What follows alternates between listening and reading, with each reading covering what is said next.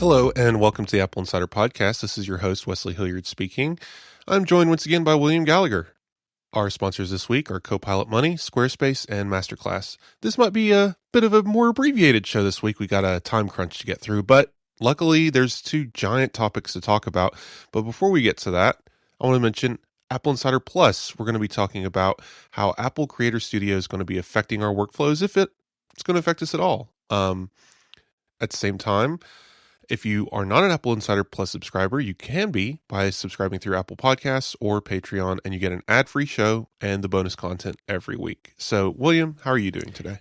Just confused. The Creator Studio thing, that it's like the deal gets worse and worse the more I look into it, and I so want it, because I so want Pixelmator Pro on the iPad. But, other than that, I'm fine.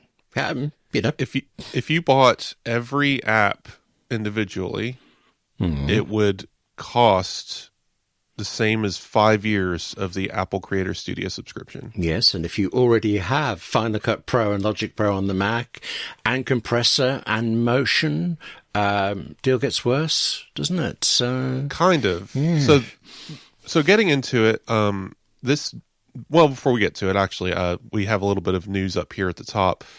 So You wrote a story this morning about SetApp and Clean My Mac in the EU shutting down its third-party app store and mobile business unit service, basically. Yeah, should explain it because it is confusing. This SetApp Mobile is EU only. It was MacPaw, the maker of SetApps, their attempt to do a third-party app store the way Europe is forcing Apple to allow, and that is just going away. Clean My Mac Business is an oddly named thing because Clean My Mac, the app that, finds duplicate files and then warns you when things are going wrong, that's still continuing just as ever.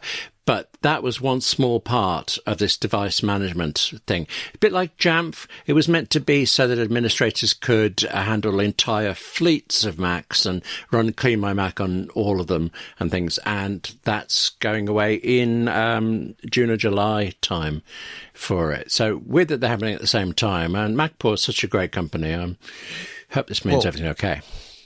I'm sure the company's fine. It's just, we've known this all along. It is not profitable to run a third-party app store on any ecosystem, really.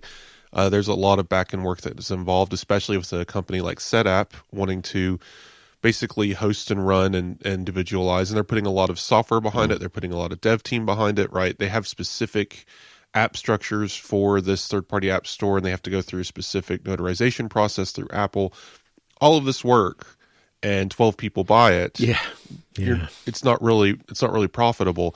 The only person that seems to be getting any benefit from this law is Riley Testa. And the interesting about that thing is he already has third-party app stores before this that were running independently, and they're mostly third-party hosted. He's just creating the storefront. So he seems to have the right idea and probably making enough money to get by off of it, versus a big company like SetApp. They're not going to go and make a tiny little storefront. They're going to go whole hog, and that has been their downfall in this region. And of course, Apple is getting blamed. Well, yeah, I suppose, or the EU is getting blamed. It's a complicated thing. I know that SetApp on the Mac has 200 more app things. I use it myself. I use about 15 of them all the time. On iOS, through this third-party app store, I think they had 50 apps, which is much more than I thought they were going to get in this time, and yet still seemingly not enough. But then I think just the legal complexities of European law, that must be a whole division of any company coping with that. Oh, yeah. Well, I'm sure we'll hear more about this soon, but let's get to the big news. Yeah. So first, this week, we heard that Apple has officially revealed, alongside a co-released through Google's website post, saying that Apple and Google have partnered to provide a version of Gemini's model. This appears to be the 1.2 trillion model, parameter model that was rumored previously, that is going to be provided to Apple for their use to train or help build a quote-unquote new foundation for Apple Foundation models. Now, right off the top, I had to evaluate this. I wanted to see exactly what this meant, and if this meant that I was particularly wrong in any direction on my predictions before. And it looks like we're in a middle ground here. I got some things wrong, and I got some things right.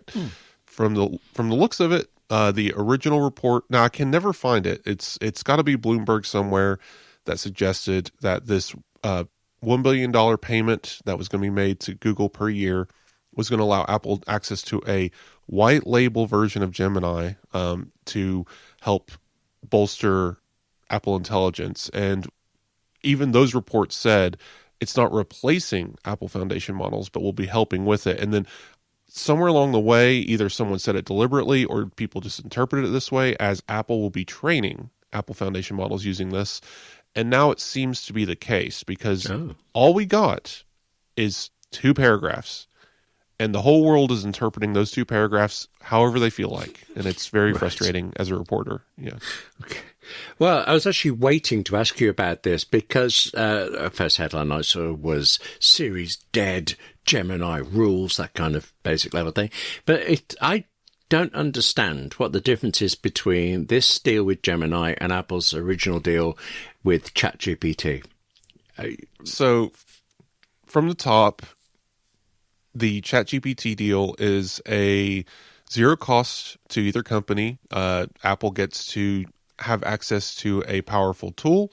ChatGPT gets exposure, and that is the exchange. And the smart assistant or the user can deliberately call out to ChatGPT in certain situations across the device, whether it's generating text or making images or just using the chatbot via Siri commands. But whatever the case, you're accessing that chatbot on ChatGPT OpenAI servers, but the deal ensured that all user data would be siloed and not used for training or accessed by ChatGPT. So there's kind of this little handshake agreement, and it gave users access to a tool that was outside of Apple's ecosystem, but through private means. Gemini's deal is completely different because the end user will not interact with Gemini ever in this deal. Okay. As far as we can tell. Right. So, of course, this is 2 paragraphs of information. Yes. So, excuse us if we have to come back and make any corrections. We're going off of the data we have and the rumors we have, and so we're trying to compile a bigger picture than what Apple and them announced. So let me read specifically what Google said, so that way we can get that out of the way at the top. So here's the joint statement from Apple and Google. Apple and Google have entered into a multi-year collaboration under which the next generation of Apple Foundation models will be based on Google's Gemini models and cloud technology. These models will help power future Apple Intelligence features, including a more personalized Siri coming this year. That's the Google portion. Right. And clearly the next part is the Apple portion, because this was Apple's specific quote in other media where they had removed the Google section, apparently. Right. So Apple says, after careful evaluation, Apple determined that Google's AI technology provides the most capable foundation for Apple Foundation models and is excited about the innovative new experiences it will unlock for Apple users. Apple Intelligence will continue to run on Apple devices and private cloud compute while maintaining Apple's industry-leading privacy standards. So, to be clear, this is not the deal we've discussed before, which is still probably coming. So that's why that's not why I'm coming out here and saying, oh, I'm wrong and terrible. Mm-hmm. Based on our evaluation, it still looks like Gemini and others like it, Anthropic even, are going to get the ability to operate either through their servers or Apple's private cloud compute servers to offer, just like ChatGPT, access to their models by calling out to it from Apple Smart Assistant. That is not this deal, but that deal could still happen. Just pointing that out. This is a different discussion that we've had rarely on the show, actually, because I dismissed it out of hand. It isn't a usual Apple tactic, but I did dig around and found Linwood and Glenwood, if that sounds familiar. I want to say attorneys at law, but no. It does sound that way. Yeah. So this is the internal names provided to 2 different projects taking place inside of Apple. One, I won't try to specify which because I'll get it wrong, but one was for the development of Apple Intelligence models internally, and one was for seeking outside help from third parties. And the outside help one, I think is Glenwood, is Mike Rockwell's doing, where he was pulled from Vision Pro duties to help with the AI initiative. And ultimately, after Apple delayed Apple Intelligence features from releasing last year, this was rolled into effect pretty much immediately in the spring. It seems that around August of 2025, they found their mark in Google and started drafting up the paperwork and have since been working on this technology. That's why it will be ready for this Siri launch in spring. And some of it will be also announced at WWDC as they continue a longer paced rollout.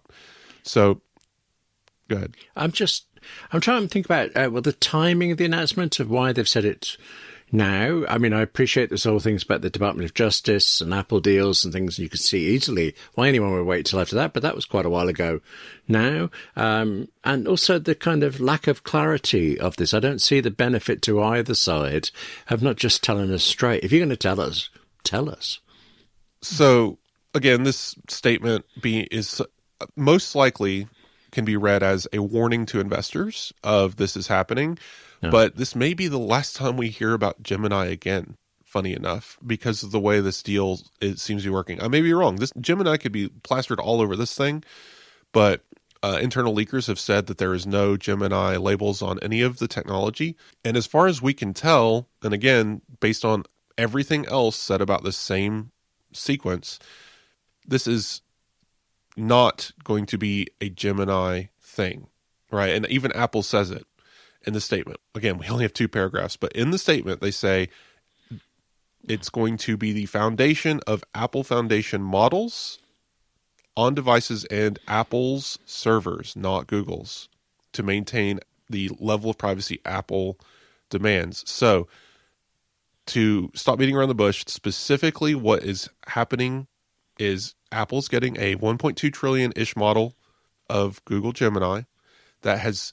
The reason why it took so long to even make this announcement and to be made public is they had to work out the deals, the terms of the deal, and Google had to specifically build this model to work on private cloud compute. It wasn't built for that originally. And now Apple has this technology they can now run on their private cloud compute software or hardware, which we know is Apple Silicon, and they're ramping up production of that silicon, and they're going to use that basically to train the Apple Foundation model to be better. It's kind of a cheat code in developing an AI, right? So we've seen similar previously. DeepSeek popped up out of nowhere. Oh, yes. Seemingly. Yeah. And everyone was like, how did they do this? And it seems, now I'm not libeling anyone, but it seems they may have got a hold of some models that were being used by OpenAI to basically train up their model at an accelerated pace. They didn't.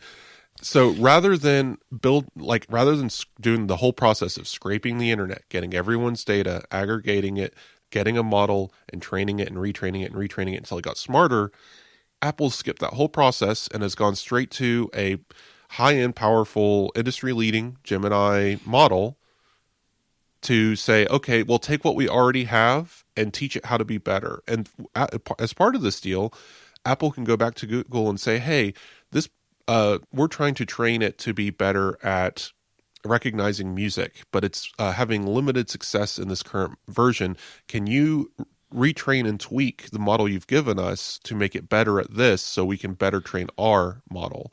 And Google will do that and return the model, and Apple can continue training theirs. The end result is what we've heard all along. Nothing is changing. On device or private cloud compute that is privacy preserving as if it was on your iPhone.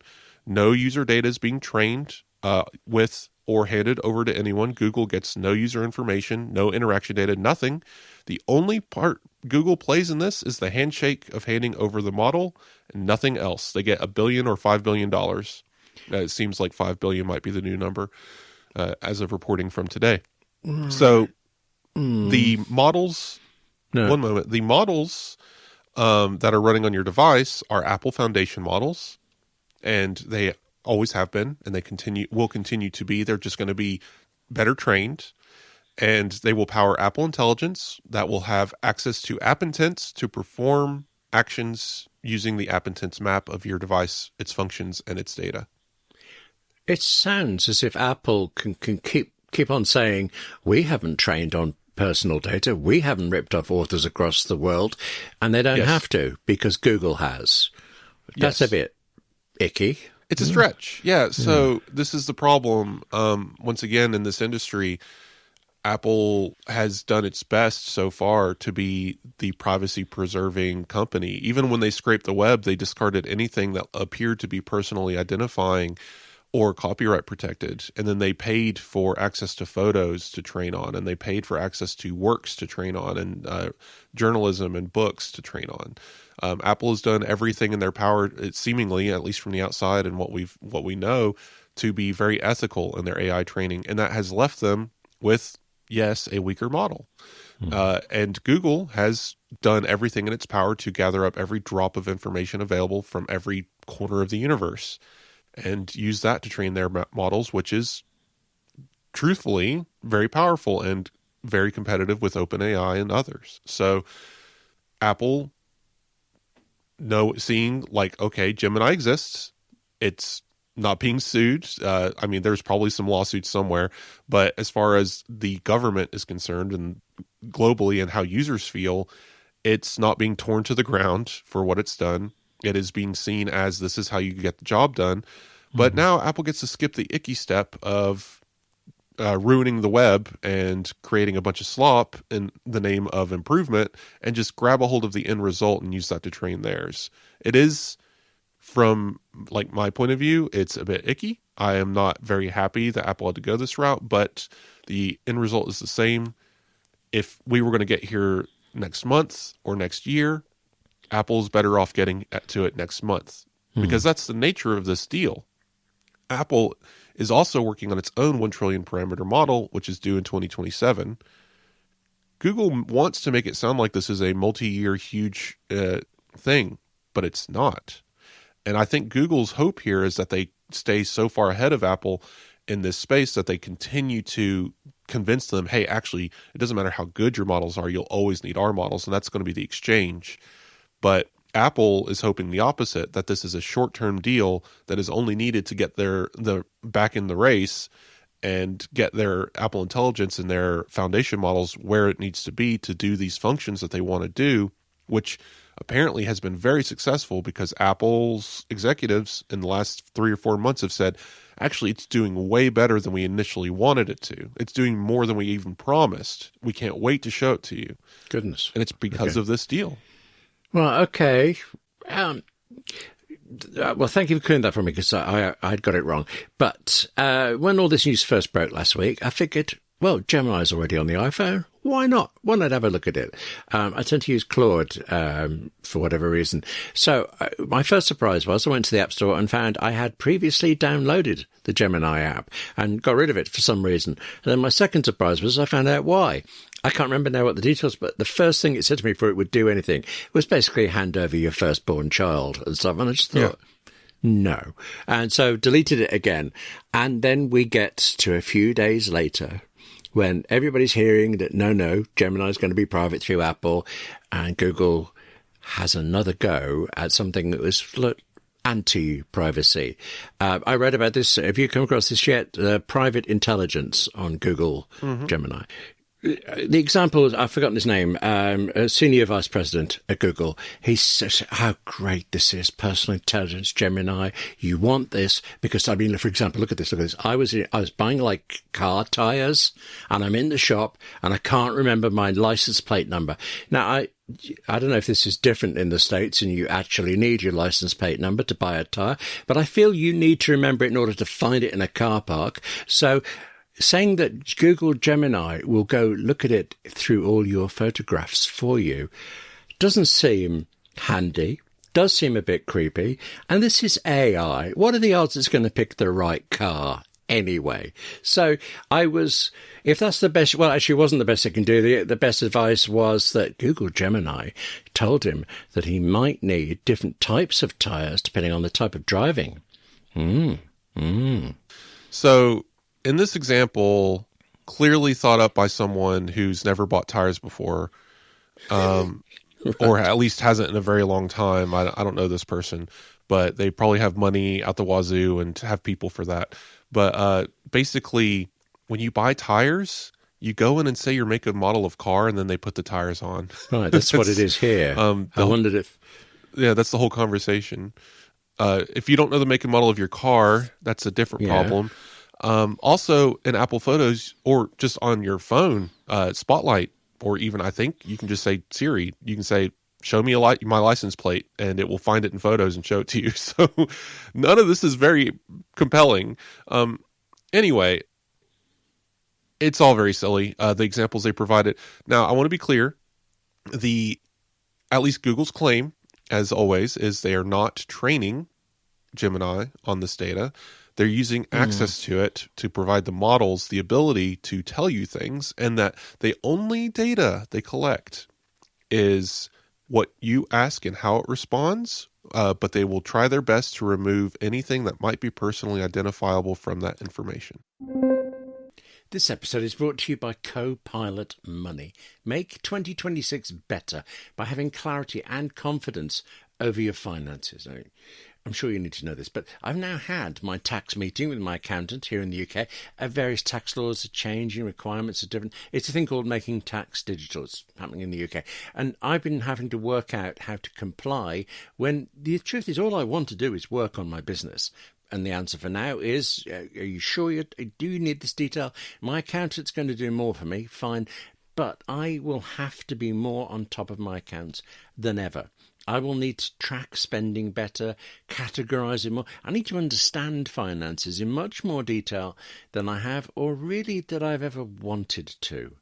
Copilot Money is a finance app whose developers recognise me entirely. They know you're just as busy, and they know that all of us are just different in how we even think about our finances. So, Copilot Money aims to help you be in control, regardless, really, of your situation and your preferences. It's comprehensive, but it's entirely customisable, which means you can just use the elements that you need and not be overwhelmed by countless options that don't apply to you, or your needs, or in my case, don't even understand. Copilot Money is easy to use, easy to customize, and so much so that it is an Apple Design Awards finalist. With Copilot Money, you can monitor accounts and set up saving goals, and do it across the Mac, the iPhone, the iPad, and the web. I mean, are you like me? I used to put off finances. I'll do that when I get back to my Mac in my office, and you know how that works out. But with Copilot Money, if you think of something you need to add, something you need to note down, you just reach for your nearest device, whichever it is, wherever you are. Try Copilot Money free with a 1-month trial on iPhone, iPad, Mac, and web. Plus, until January 20, 2026, you can get 26% off your first year when you sign up at copilot.money/AppleInsider and use the code AppleInsider at checkout. That's copilot.money/AppleInsider and the code AppleInsider, but only until January 20, 2026. Also, new users only, web only. Copilot Money, your money beautifully organised now across every device. And thanks to Copilot Money for supporting the Apple Insider podcast. That tire example, though, yes, it dug into his own photos, but it specifically, as well as the number plate, it found out that he'd driven to Oklahoma. So listen, bud, if you're going to do that again from wherever in the world you are, that's quite a long way. You might need heavy-duty tires, and it could be all weather things. You know, the sort of things you should know if you're planning a long trip yourself, but it knew it was Oklahoma. And I don't know whether Google tips off all the restaurants in Oklahoma that this guy might be coming back or something. So that's not training on me, that's using me, and I have no clue if it does that. It's complicated, and so Google as a business can't really be trusted anymore because it has proven time and time again that its claims around how it accesses and uses data isn't quite what they mean. It's not like it's the end of the world type stuff or they're being deliberately evil. They're just, as they're human beings and make mistakes. Okay. The machine learning algorithms and the AI LLM stuff that is going to be used to parse out, oh, this might be personally identifiable, we shouldn't add that to the training data set, might mistake a social security number for a phone number, right? You don't know what mistakes it could make. The fact that it's getting any data at all is a problem. It doesn't matter that it's running on device or in a private Google Cloud. The fact that Google says, but actually there is data from your interactions here that's going to be trained on is the problem.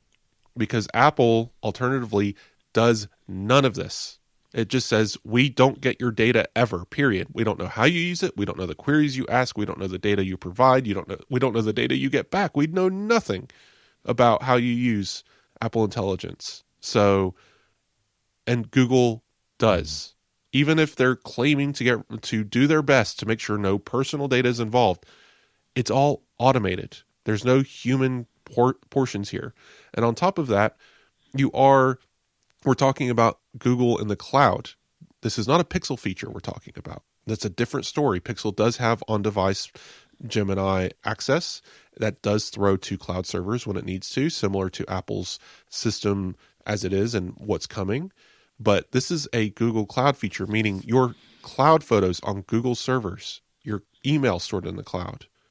All of this data that Google already has on you that it claims not to scrape will now be entangled with this AI system that, again, claims not to be using this data because they don't need it or whatever.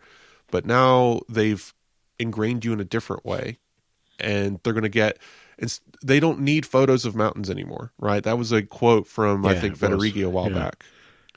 But there's plenty of that kind of data around the web. But what do they need? Google needs you. It's the last bit of freedom and information that is left in the world that AI can't scrape is you. What are you doing with AI? How are you interacting with it? And what data are you providing and getting back? Are you being sad when you talk to it? Is it giving you happy answers? What is the total emotional capacity of the city in Colorado, right? That's the kind of stuff Google is after, and it's just gross. And once again, privacy should be at the forefront. And the fact that this was announced the same week as Apple saying, we're about to release a private, safe, secure Apple ecosystem AI tool that we promised a year ago, but now will truly, fully function, and it's all private, and we need none of your data. Google is clearly scared by that. Even though they are doing the deal with the devil, they have to, because regulations require these companies to work together.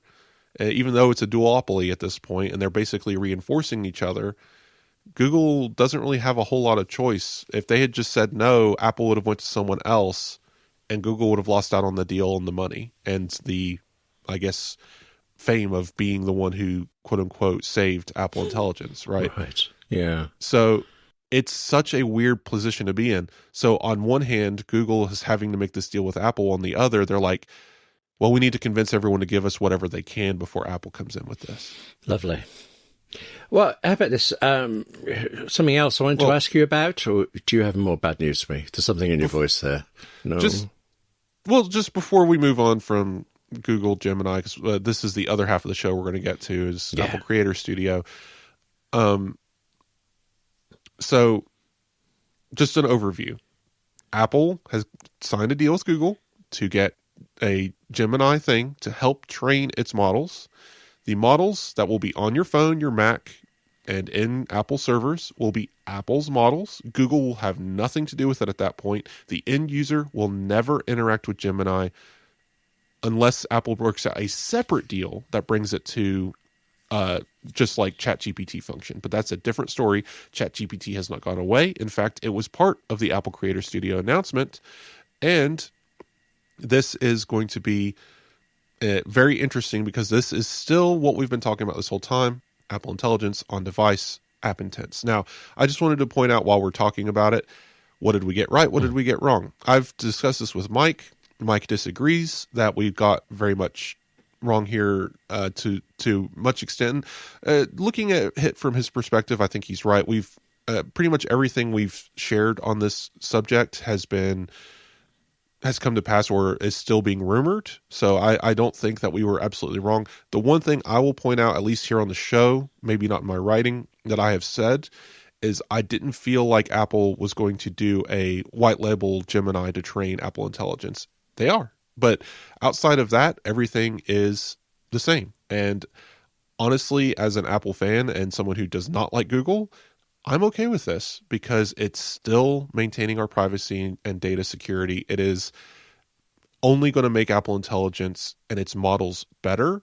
And I think that's a win-win for everyone, honestly. So we'll see how this goes. If you have anything to say on this subject, I'd love to hear from you and talk about it.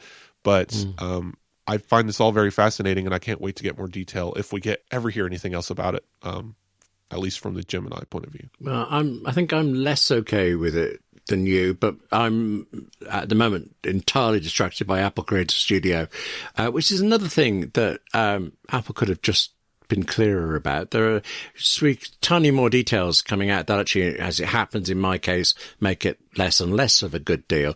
But I'm still very tempted by it. So Apple Creator Studio is a series of 6 apps and add-ons for iWork. So they have 9 apps on their iconography. It's not bringing in Pages, Keynote, and Numbers. It's adding a premium feature set to those 3 apps. But the other 6 apps are Logic Pro, Final Cut Pro, Pixelmator Pro, and here I am forgetting Motion Compressor. Yeah. Main Stage. And Main Stage. Main Stage is the one I always forget. Same. And its icon is the most confusing. We'll get to that. But yes, we have these 6 apps plus a 3. We'll get to what that means. But these 6 apps are part of this bundle. If you've purchased them before, too bad. This is a separate system. They're actually so separate that Apple says your original purchases on Mac will remain and can function, and you can download both. You can have 2 versions of Logic Pro on your Mac at the same time, and the only difference you'll be able to tell on the outside is one will have a liquid glass icon and one will have the old icon. I didn't know that bit. Okay. Right. And so your old Logic Pro icon will not be changing, at least in the short term. It does seem to me that this might be a death knell for those apps as far as future updates go. Yeah. Apple will probably continue patching them to make sure they work. But as far as new features, I think we're on the end of that. Yeah, I mean, I can't remember how many years I've had Final Cut Pro, and what is it, 399? I mean, the worth I've got from that. And the moment Final Cut Pro and Logic Pro came out for the iPad and they were subscription only, it looked pretty obvious that at some point the Mac ones must go that way, but they're not that way at the moment. Oh, I should say, we talked about the 6 apps there. They're on the Mac. The iPad is getting Final Cut Pro, Logic Pro it's already got, and Pixelmator Pro. I don't think it's getting anything else. No, Motion Compressor and Main Stage are still just Mac apps. Which is a shame. Anyway, I love Motion. I don't understand Motion. So the idea of being able to sit in the corner and just fiddle around with it on the Mac, on the iPad, was great. But I have Motion on the Mac. I have Compressor. We always have to remember that this is the initial announcement. True. And this bundle could gain new apps in the future. Oh, that's true.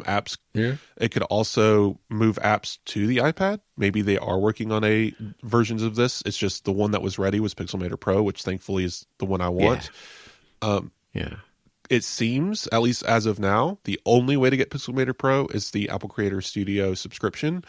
I feel like there might be a separate $4.99 a month Pixelmator Pro subscription that comes out at launch. We'll see. I'd be surprised, I'm afraid, because you can still buy it on the Mac, but for the iPad version, if like me, you already have Final Cut Pro subscription on the Mac it cost me £4.99 a month, I can stay on that, but no one can join it anymore. So I don't see them introducing new lower tiers when they're saying that. Well, again, it's just like with Logic Pro. Those aren't going away. I think this potentially would be a subscription on the iPad just as maybe you don't have $13 a month, right? Not everyone can afford $130 a year for access to this one single app. I would be very surprised if Apple doesn't give users, I wouldn't say a single purchase option because that's not the way of this, but I would be very surprised if they don't at least give us the $5 a month for Pixelmator Pro. We'll see. That's not part of this announcement. So that, as I said, the price is $13 a month or $130 a year. I think that's very reasonable considering Adobe, everything they offer is easily $20, $100. You can spend, I think, $130 a month on some Adobe packages. Oh, sure. Easily, yes. But $130 a year, I think, with a 1 month free trial, if you don't own the Mac versions of these professional apps, that would add up to more than $500. That's 5 years of subscription that you would be able to pay for instead of paying for individual apps. And again, I'll point out, this is paying for new feature updates. So all feature updates, all of the new generative AI features that are being introduced to all of these platforms, and the iWork Premium Suite, which cannot be accessed any other way. So I think there's a lot of value in this, but yes, it's going to sting, especially for that Blue Sky user I saw said they bought Logic Pro 3 months ago. Right. So it's always going to sting for people in those situations, but subscription makes the most sense. I understand. Yes, multiply it by 10 and say in 10 years you'll have paid $1,300 for this. But the thing is, in 10 years, will I have gotten that much value out of it? And that's the question. If it doesn't bring the value, don't pay for it. But honestly, for me, this is way more useful than anything Adobe has to offer because I've never needed Adobe or paid for it. We're going to get into Apple Insider Plus about how we're going to use this, so we won't get to that much here. But I do think this is going to be an interesting package that Apple can build on over time. I've seen the argument that, you just made it as well, that it's cheaper than the Adobe equivalent. And of course it is. You can't deny that. I don't find that a very persuasive argument, because if I really want Photoshop, the fact that something else is cheaper doesn't help me at all. No. Well, Pixelmator Pro is powerful. Oh, yes. Affinity Suite is free. But the thing is, I use Affinity. I want Pixelmator Pro. And I will pay whatever I need for it because that app is superior in every way, provides things that those apps do not. The interface that Apple's built for iPad looks interesting. I'm excited to try it out. But Affinity can't touch Pixelmator Pro, to be honest. So, and Pixelmator Pro is like if you took Affinity Photo and Designer and put it into one app and made it better.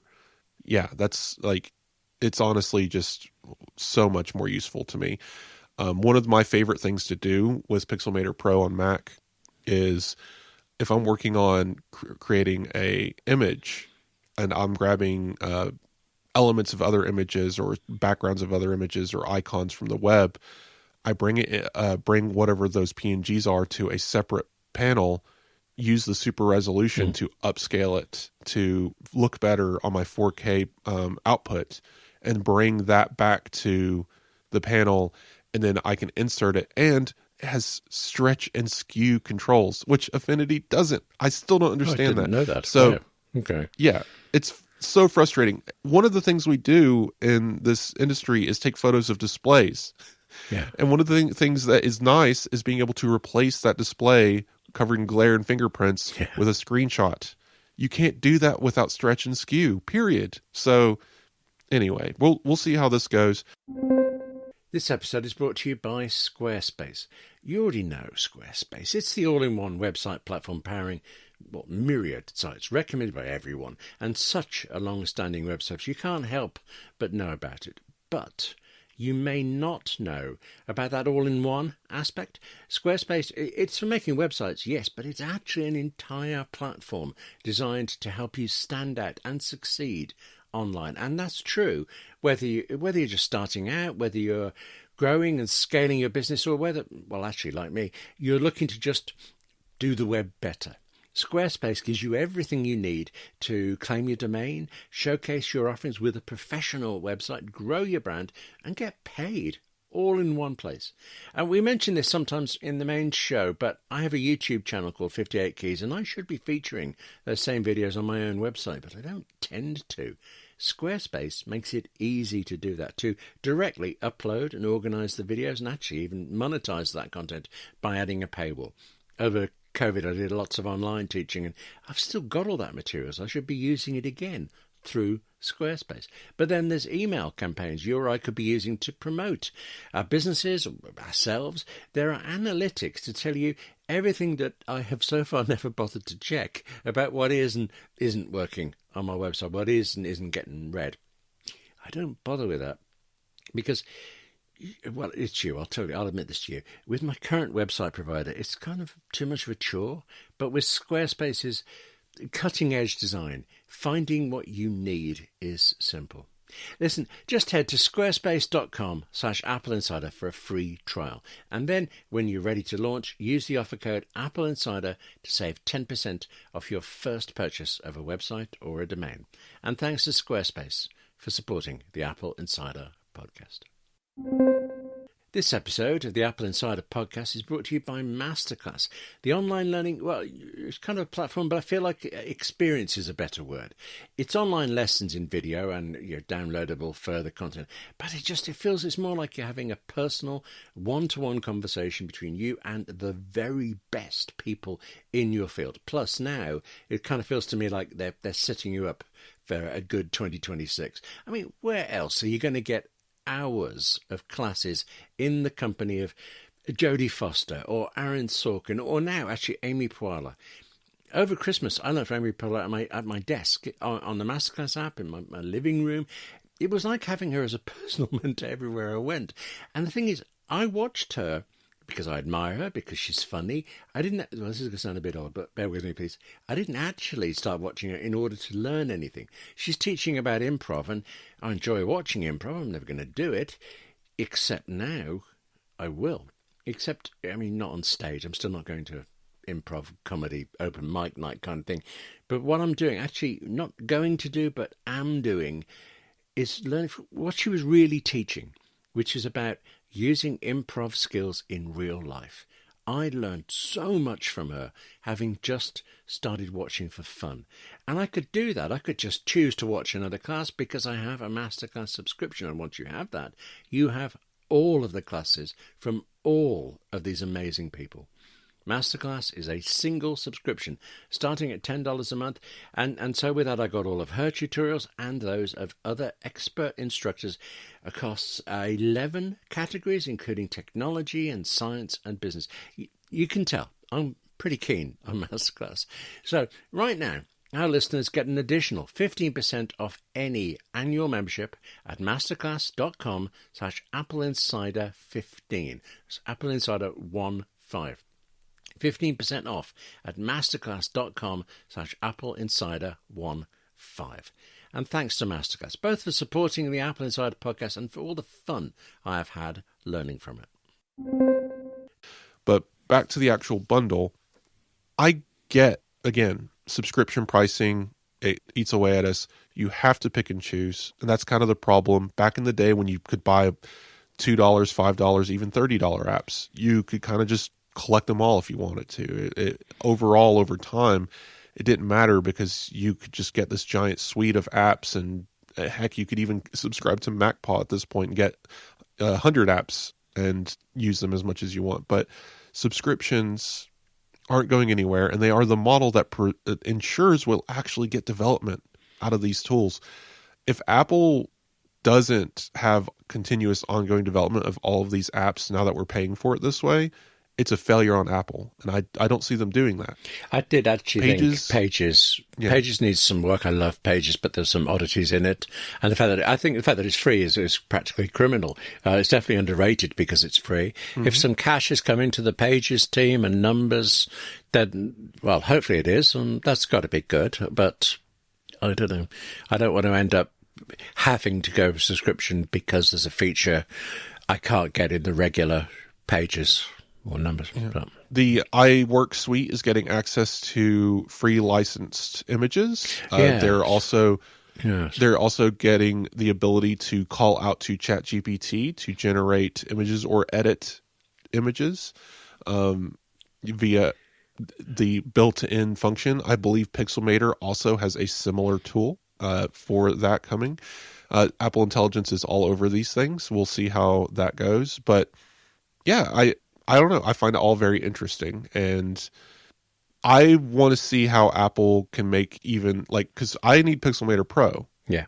Do I need these other apps? Can Apple make those other apps interesting to me with new feature sets? And now that they're available through a subscription and I have the option of using them, will I bother? So, funny thing is, when they came out, Logic Pro and Final Cut Pro, I did the trials on them both, and I thought Logic Pro was amazing, but I didn't need it because I had it on the Mac. Final Cut Pro was actually a little bit frustrating, so I dropped both of them.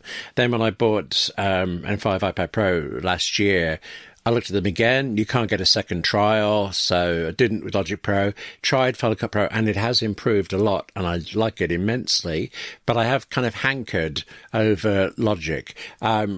Yesterday, near enough, my choice would have been doubling my price from $4.99 to $9.98 to get them both. Now it's £13 for it. And it feels, well, we each have our own individual cases, and in mine, I think all logic says, poor choice of words there, all reason says that it's uneconomic for me, and yet the only thing that's actually stopping me trying it is there's this whole business of who can get a free trial and who can't.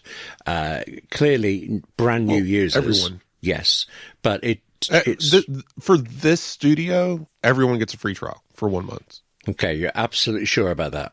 Because if I end up out of my grandfathered Final Cut Pro subscription. No. This is a completely separate service, completely separate app. Clearly Apple wants everyone to try this. Yeah, okay. What about the fact that it's all starting on January the 28th, and immediately that date was announced as it is, as opposed to now? There's an assumption that there might be something else coming on January the 28th. There's rumors we'll see the MacBook Pros there, maybe even the iPhone 17e, because that's due in February. Yes, maybe that'll come a little sooner. But I'm banking on Macs. I agree with this. I think Macs makes sense in or around that date.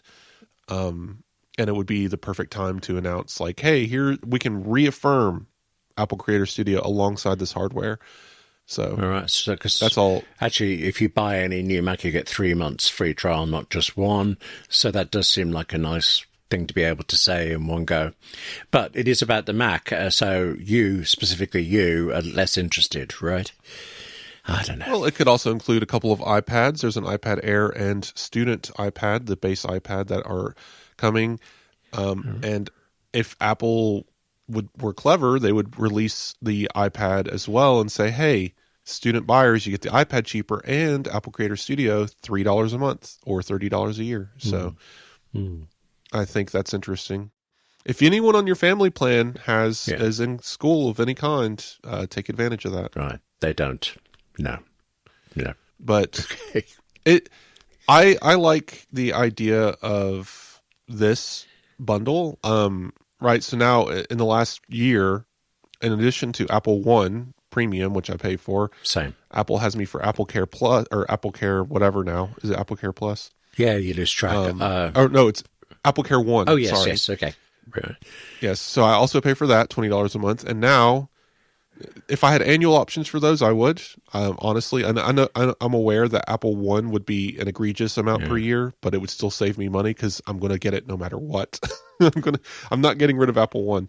So paying annually would be so nice on either of those. But at least this one, I am very thankful for the yearly option because it saves. It really does. If you plan on using this stuff at all, if you get the yearly option, like maybe, yes, 130 is hard for a lot of people to afford all at once, but if you can afford it, get it.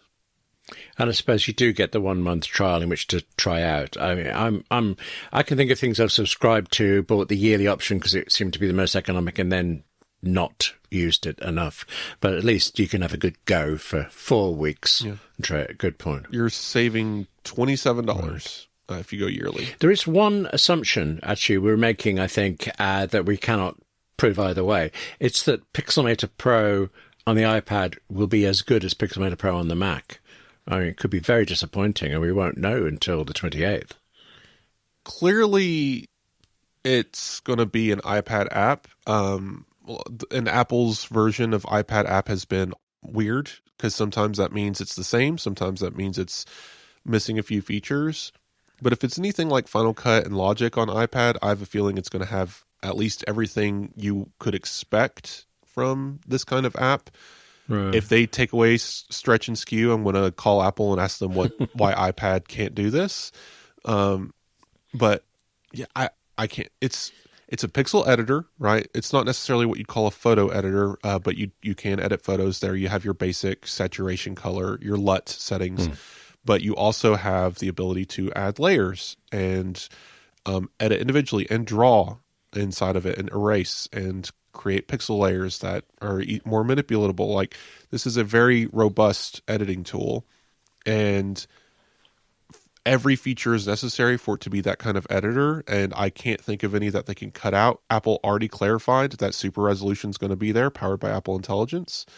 They already they confirmed that this. It seems like it's going to be feature parity, because unlike Logic or Final Cut, photos are a little easier to manage. When I was buying my M5 iPad Pro and trying to side tune anything, so I spent about an hour in the Solihull Touchwood store talking to a woman who knew everything about the basic operation, knew everything except for some really specific things about Final Cut Pro and Logic Pro, and she went off and found their experts for it. I had what seemed to me to be reasonable questions. I do this on the Mac, can I do it on the iPad versions? And I stumped two Apple, I was going to say geniuses, Genii, who eventually had to go off and check and found that it could not do. I think, I don't want to remember this on Final Cut Pro, I quite often split the video and the audio track so that I can do something separate with them, muck them around. And it simply couldn't do that. That's the kind of thing that seems to me to be a core function of a video and audio editor. But it doesn't do it. So I'm crossing fingers for Pixelmator Pro, and it is why I will try this, but I hope it works. Yeah. It'll be interesting. Yeah. This is, again, January 28th. It's not that far. It works for my budget because I get a 1 month free trial, and I have nothing that happens annually in February. I try to spread my annuals out throughout the year. Right. Yeah. And I have no annuals in February, so that'll be perfect. Because, my Visible bill, sideline to Visible, this is not a sponsored thing. I think I've heard Visible sponsor a podcast before, just not ours. But like my Visible bill per year for a phone, my access to the internet, right? 5G internet is like, I don't know, $280 a year. And I pay that all in, I believe, April. Right. But I also pay my wife's bill in April, so it ends up being like $500. But it's fine because that's the whole year. There's no phone bill anymore. Whereas when I was paying for Verizon, it was like $130 a month. Yeah. Right? And this is what I'm talking about, guys. I keep fiddling around with the idea of like doing, like writing about budgeting and savings and buying different things like on my blog or something. Because like I've been finding so many ways to save money. It's ridiculous, but those MVNOs are no joke. Anyway, speaking of MVNOs, Verizon was down for an entire day yesterday.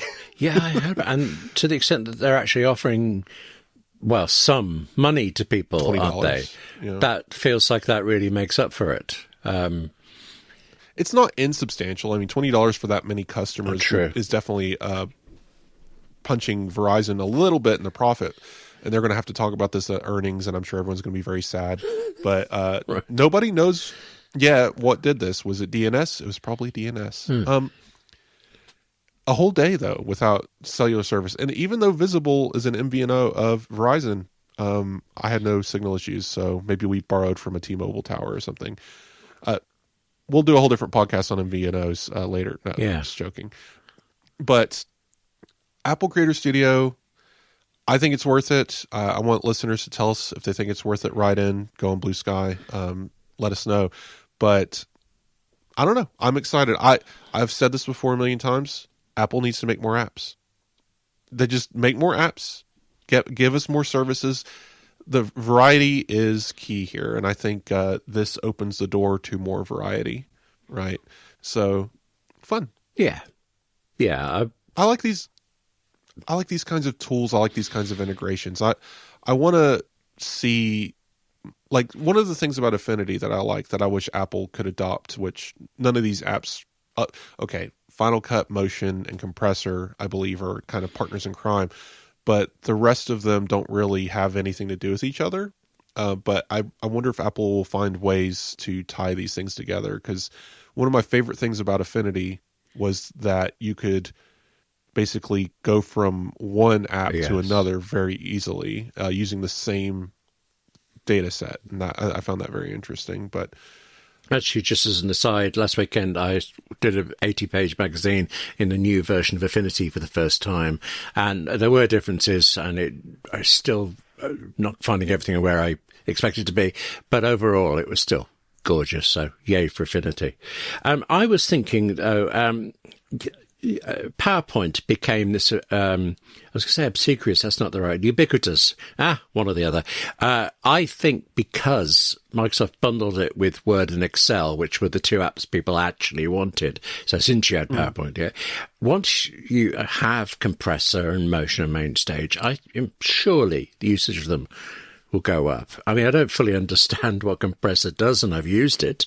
MainStage is for performing from Logic Pro, so unlikely to see me on an actual stage doing that. And Motion is, how do you explain Motion? Yeah. Explain MainStage's icon. Yeah, it's a road sign. Okay. This way to the stage? Is that like a Spinal Tap reference? Go this that would be way? Very, there you go. Apple. That's what it is then, clearly. It's a road sign, but it used to be a badge, right, to get into a event, and a person wearing it sometimes, or just the badge, depending on what you're looking at. But now it's an old, not just any road sign, it's an old-fashioned, like, wooden post road sign you might see in medieval times. Okay.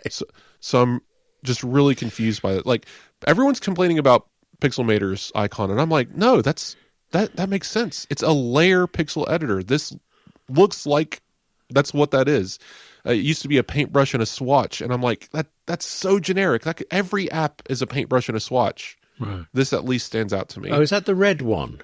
I'm trying to remember that. I quite like the red one. Okay, yeah. Yes, I do like. I love red in an icon. It's never used. I don't know why. I love red in an icon, so this stood out to me. Any last comments on these icons? Have you get them in front of you? Do you have any you like or dislike or hate? Well, I honestly realised I had to look it up when you said it because I couldn't remember them. I was aware they were there and colourful. Is Motion the one that looks like a really angry person wearing a mask?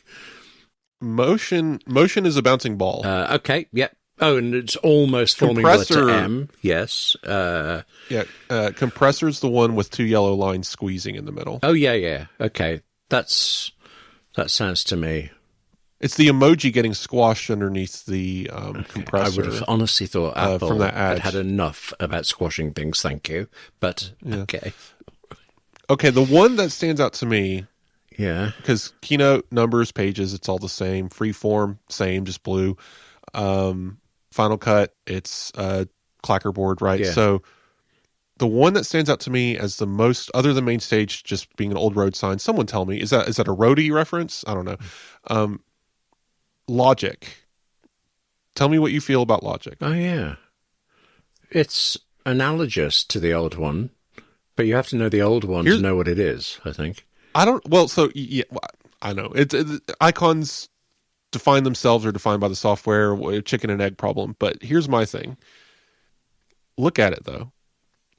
Because of how Apple has used this overlapping loop in all of their logos here, this one is particularly interesting because it's like a ring on an interface element in Logic, a volume knob, or I'm suddenly thinking iPods. Okay, yeah, it looks like a click wheel, but it also looks like a CD, but it also looks like a record, but it also looks like a volume knob. I think it's kind of brilliant, honestly, and I know that's the one everyone hates, but the more I look at it, it's art, man. Take it for what you will, interpret it how you want. We got two more quick things, and we got to close up because otherwise we're going to have a very short plus segment. So we want to keep that long if we can. So, Apple Vision Pro, NBA Lakers. I watched portions of a game. I watched the highlights. I watched someone sing the national anthem. in spatial, what was it, immersive video. It was fine. But it was his personal choice, so you watched highlights, or was that all that was available?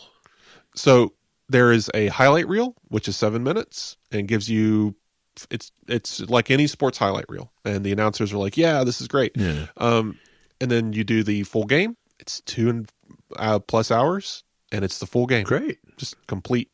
And what's crazy about it is its own broadcast. The announcers are talking to Vision Pro users. Goodness. Okay. It says if Vision Pro users look to their right, they'll see Coach blah blah blah with a tomato red face screaming at the top of their lungs. So it's really great. Sometimes you'll have a coach standing in front of you because center court camera, right? You're facing the court. Sometimes someone has to walk in front of you. But there's also cameras at either goal, which means you can see a bunch of basketball players rushing at you, and that's always terrifying in its own way. I had a couple of moments where the basketball came at the camera, and I felt like I had to dodge it, wow, which is interesting. Yes, because it's 3-dimensional. Yeah, but it was fun. It was exhilarating. I don't really watch sports, but the way you feel like you're there is so nice, and it's more there than being there because you can't sit on a goalpost. But these courtside, I mean, I think NBA Lakers courtside is something like $8,000. So, wow, I had no clue. All right, and it was just fun. They even had an announcer thing where you jump to the announcers and they're in their podium. If you look at your feet, you get the game ticker as a GUI on the floor. It was interesting for a first attempt. Very smart. The only thing I'll note is it's streaming through the NBA app, which is a travesty. Their password field doesn't recognize that it's a password field, so I had to manually go to passwords, generate a password, and paste it in. It does not have a sign-in with Apple, and I had to delete and reinstall the app in order to get the VR function to work. But other than that, it was great. Right. Okay. That seems very un-Apple-like, and actually they spend all that money because it's the NBA, and it doesn't. Okay, well, but in Apple TV launches you directly into it, and that's so you barely have to interface with the NBA app, thank God. But the thing I'll note out of all of this that I noticed is maybe it's the lighting in the room, but if you ever watch and I'm sure you've seen some immersive video when you did your demo, like the woman walking across the canyon, the detail is better than real life. Yeah, you can see pores and things that you've never seen with the naked eye. Right, it's just 8K crazy. This is very good resolution.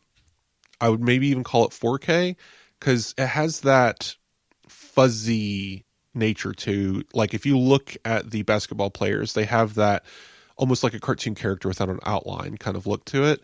It's not distracting. It's very good resolution. It's just not this 8K crazy resolution because you're streaming it. So, I mean, I guess you're streaming those videos as well. So I'm not sure what the disconnect here is. Maybe it's the lighting in the room. They don't have as much control. This might be one of those things they get better at as time goes forward. But for this one, I did notice every now and then it's a little mushy, and it's fine. It's still basketball. So, but the big question is, will you come back for more? Oh, I'll check it out. I'm not going to watch a whole game. I don't care about any of these people. But what it immediately made me think of is American football is a 100-yard field, right? And that's some amount of meters. Nobody cares. And if you and if you're standing, even if you're standing on the sidelines of the football field, they're still really far away from you when they're playing. Same thing with British soccer, right? Or football. British football? American soccer, whatever. Yeah. So same thing there. Field's gigantic. People are little bitty ants. You can't follow them around with a spatial camera on the field. Someone's going to get kicked, right? So I don't know how you spatialify those, if ever, if at all. Someone's going to come up with something clever because maybe if we get good enough at stabilized drones, it could work, but that sounds like a lot of money. Someone's going to have to invest in it, but it'll be interesting. I want to see other sports do this.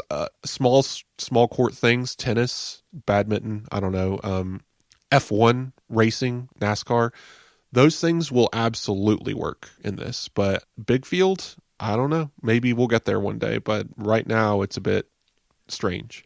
Okay, 91.44 meters, by the way, because I knew you were dying to know for it. I've heard of the 100-yard line, but I didn't know which direction it was. Didn't know how many yards were in 100 yards. Probably 100, you know what I mean? It starts at 0 in the middle and goes 50 in either direction. Oh, so genuinely didn't know that. Okay, right. Apple Vision Pro. Oh, yeah, we're getting an assortment of classic arcade cabinets in spatial. I don't have time to talk about this, but I want to know if the buttons and joystick works and how the hand tracking works, because it's a full cabinet you can put in your living room. The hand cracking. Did I hear that right? Is that a phrase? The joystick, the hand controls. Oh, right. I said buttons. Yeah. An arcade cabinet, a full cabinet of various arcade games, one of them being Miss Pac-Man, which is great. Or just Pac-Man, actually, I think. Asteroids, Bubble Bobble, Breakout, Centipede, Galaga, and Space Invaders. Right. So these are all playable on your iPhone, iPad, Mac, but they'll be playable on the Vision Pro via life-size cabinets, and I think that's really cool. I'm excited to try these. Yes. And finally, last note, because we really got to close up.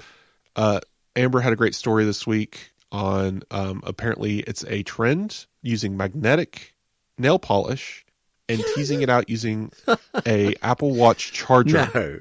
No. Well, absolutely real. Well, magnetic nail polish. Oh, that's a thing. So basically it has metal dust inside of it, and it can create this spectacular effect inside of the polish, and you do these layers, and it can create patterns and things. Create a lot of different a lot of different art styles. Generally, they'll make like what they call like cat eye designs or something like that. Something you might see in a marble, if anyone's familiar with the term cat eye. Yeah. But this, because of the shape of the magnet for the Apple Watch charger, creates this full broad stroke across the nail, which is hard to accomplish with just a regular magnet, and it just does it on its own.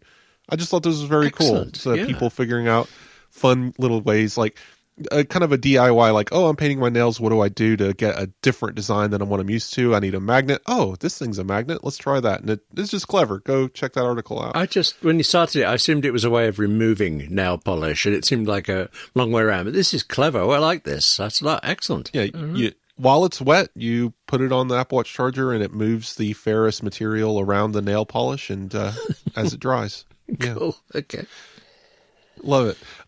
So, closing up, if you guys want to reach out today and tell us about anything we said, right, wrong, or just have an opinion, you want to join in the conversation, please reach out. Apple Insider forums are a good place to get started. You can also reach me on Blue Sky. DMs are open. You can go to Mastodon. I'll reply to anything there eventually. And you can email me, wes@appleinsider.com. That's a good way to get a hold of me. I've had a few good emails this week talking about my coverage of Gemini and everything. And I'm glad you guys have been enjoying this coverage. It's something I'm very focused in on. So I'm glad to have something to, I guess, have some level of expertise on to talk about anyway, instead of government-related issues, which we didn't get into this week, thank goodness. We could have, we didn't. Yes. So speaking of which, before I let William close up, we got a podcast review. And this is one of the best ways to get a hold of us, because we will read it here on the show. 1 star, 5 stars, doesn't matter. We like to hear your opinions and your critiques, and we will share them here. So leave a review on Apple Podcasts. That's where we'll find them. If you do it on Overcast, I won't see it. So from Musk Elon X, I know this seems like it would be an but don't worry. The person gave us 5 stars. More politics, more seething. So this must be one of those people who made their username and bought a Tesla before things happened, and they got one of those bumper stickers that said, "I didn't know he was like this." Because I do see those. Yeah. But they say, "Keep up the good work. Everything is politics, quote unquote. Basic political science, basic political science 101." Which we have said, yes, you can't get away from the politics of the world, especially when you're dealing with Apple. But they say, well, so this is their words. I don't know if I should even say it, but because someone's going to get mad. But if the king's lovers get upset, so be it. I will command my doppelgangers around the world to listen to the podcast. By the way, Mark Gurman, I hope Mark Gurman listens to this.